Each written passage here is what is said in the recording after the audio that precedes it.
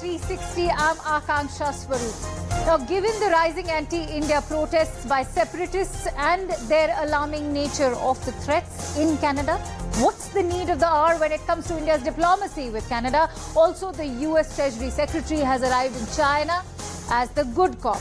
But will she manage a thaw in the US-China ties? And will more ammunition from the US ensure Ukraine's success against Russia? We'll deep dive in all of those news stories. But first up are the headlines.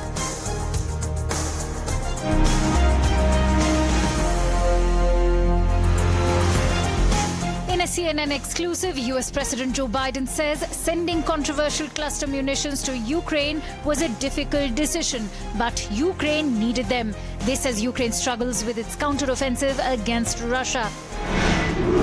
US Treasury Secretary Janet Yellen criticizes Chinese curbs against US firms, asks Beijing to cooperate on climate change action.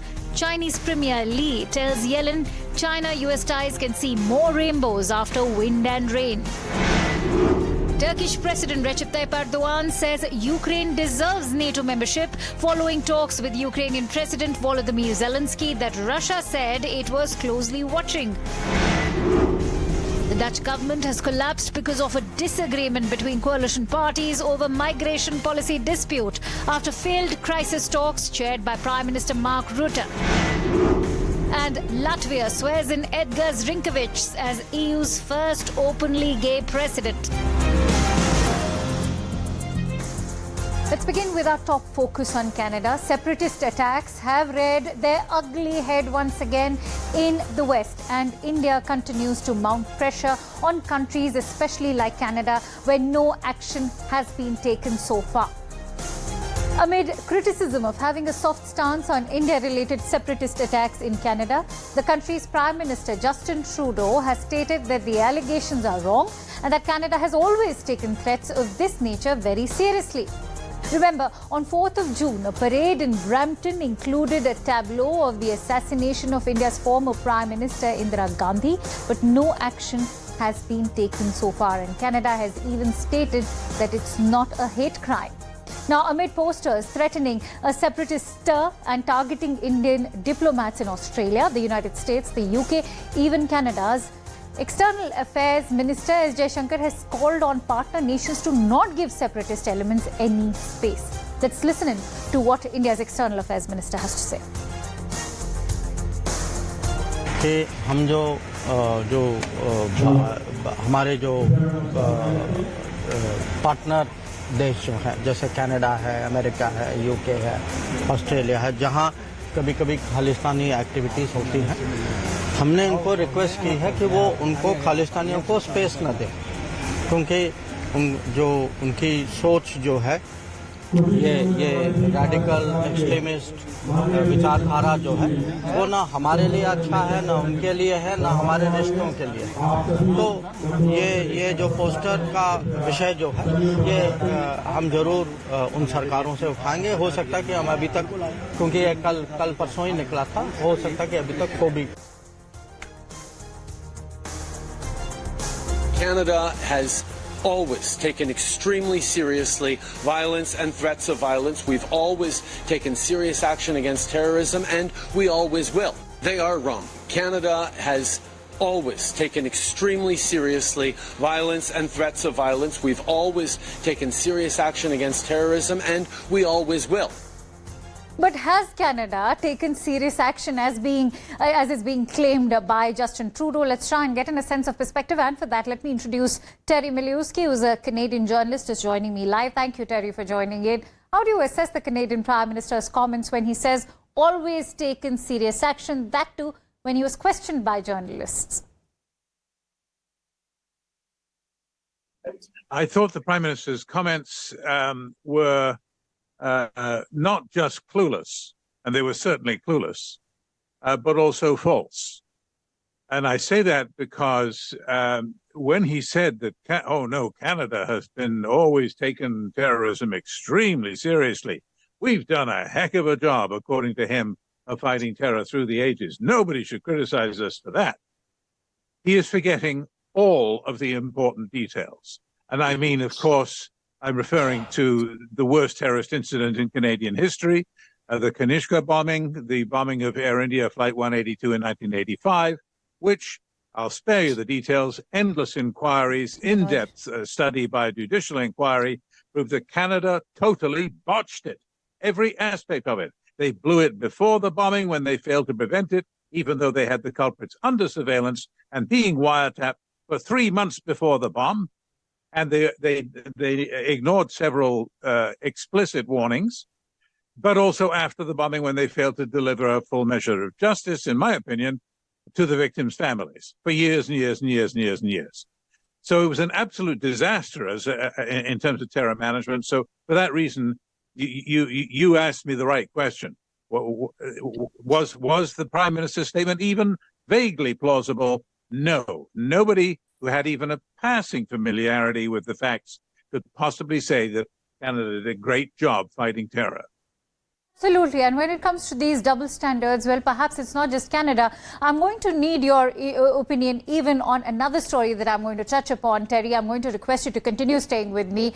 And let's now talk about a story which is India's internal matter, but perhaps the US does not understand that. Amid the violence in Manipur, which first began on 3rd of May, the United States ambassador to India, Eric Garcetti, has weighed in on the violence in Manipur. He says, and let me quote, "I don't think it's about strategic concerns, it's about human concerns. You don't have to be an Indian to care when children or individuals die in this sort of violence.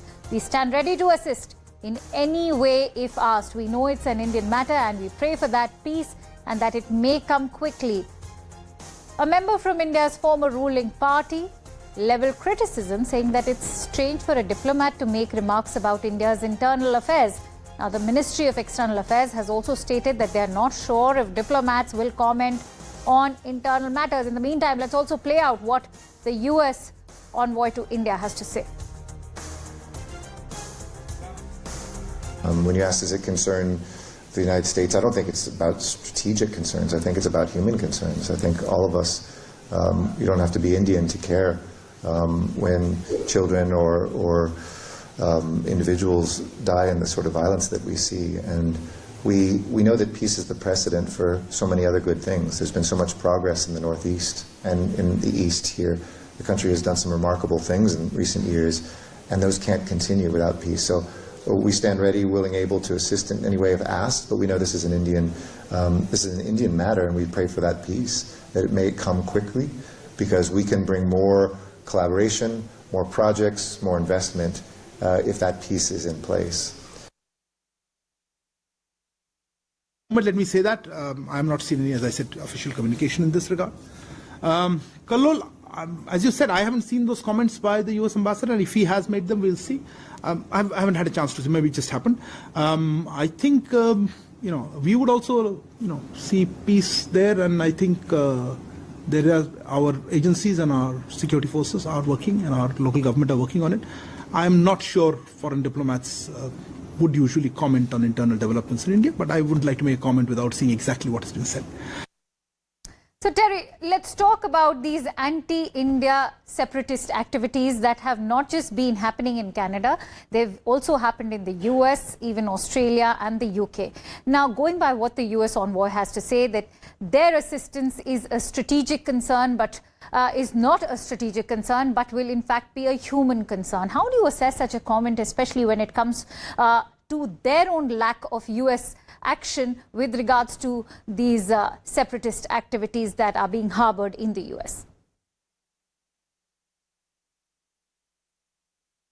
Well, I mean, we can play this blame game. I mean, and it always is played, isn't it, between states, small and large, saying, well, it's whataboutism, where you criticize my human rights. Oh, yeah, well, I'll find some horror that's going on in your turf that I can criticize you for.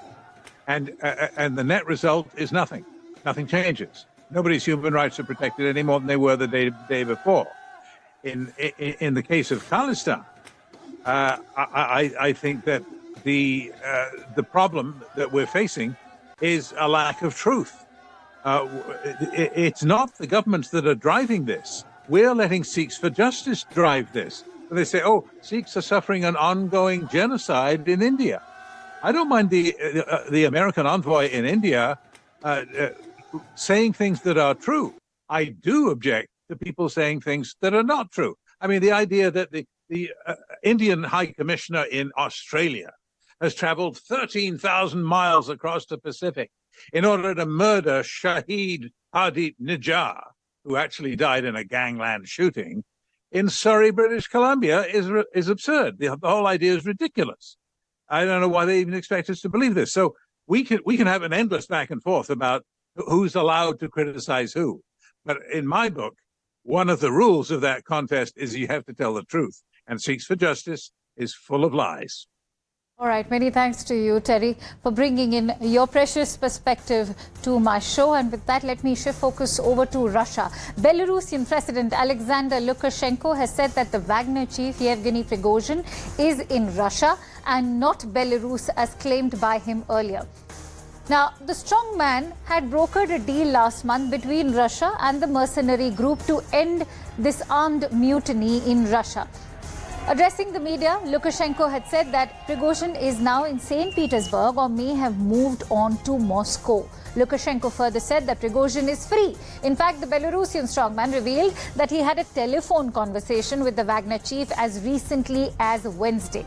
He claimed that they even discussed the future of the Wagner forces. But Lukashenko's comments highlight the huge uncertainties surrounding the terms and implementation of the deal that had ended the mutiny. Now remember, only on 27th of June, Lukashenko had said that Wagner chief Prigozhin had arrived in Belarus as part of this deal that had diffused the crisis. Let's also listen in to what Lukashenko said. As far as I know, as of this morning, the fighters, the very serious fighters of Wagner PMC, are in their permanent camps.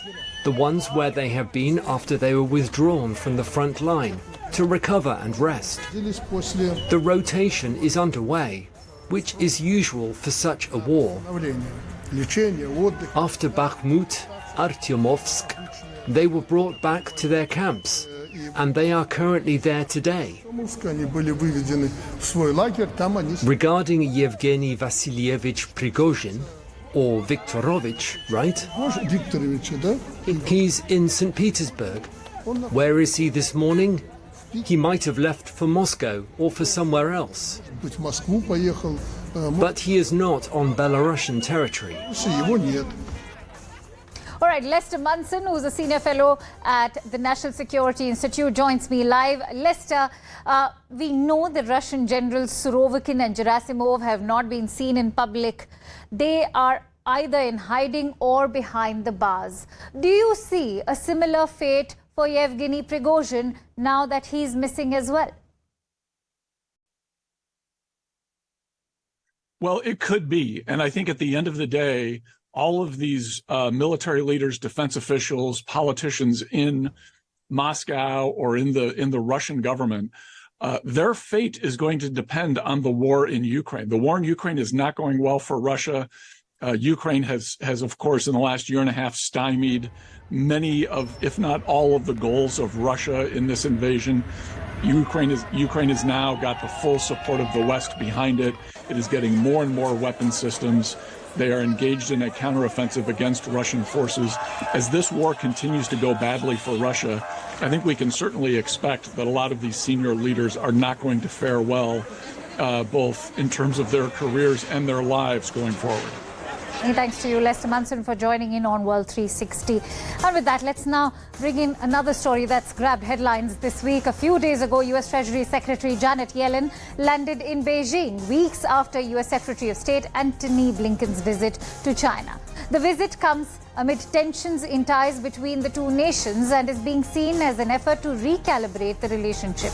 In a significant statement, China has even said that it regrets unexpected incidents that hurt ties with the United States. This, of course, as we all know, is a reference to the Chinese spy balloon incident, which postponed Antony Blinken's visit by months. Yellen, in the meantime, has said that a decoupling of the world's two largest economies would be destabilizing for the global economy. Yellen also reassured her audience that the US and its allies will fight back against what she called China's unfair economic practices, while also calling for clear lines of communication between both sides. Let's also listen in to what the US Treasury Secretary has to say. Our economic relationship with China must work for American businesses and American workers. I will always champion your interests and work to make sure there is a level playing field. This includes coordinating with our allies to respond to China's unfair economic practices. While US may be looking for a reset in ties with China, it certainly doesn't seem to be the case with Russia. The US Air Force has now released information about a third incident of Russian aircraft reportedly targeting US Reaper drones over Syrian airspace. Before this, on 6th of July, Russian fighter jets had also harassed a US MQ-9 Reaper drone that was conducting a mission against ISIS, targeting it in northwest Syria. Now, one of the Russian jets dropped flares in front of US drone, this in an apparent attempt to hit the drone, forcing it to take evasive maneuvers.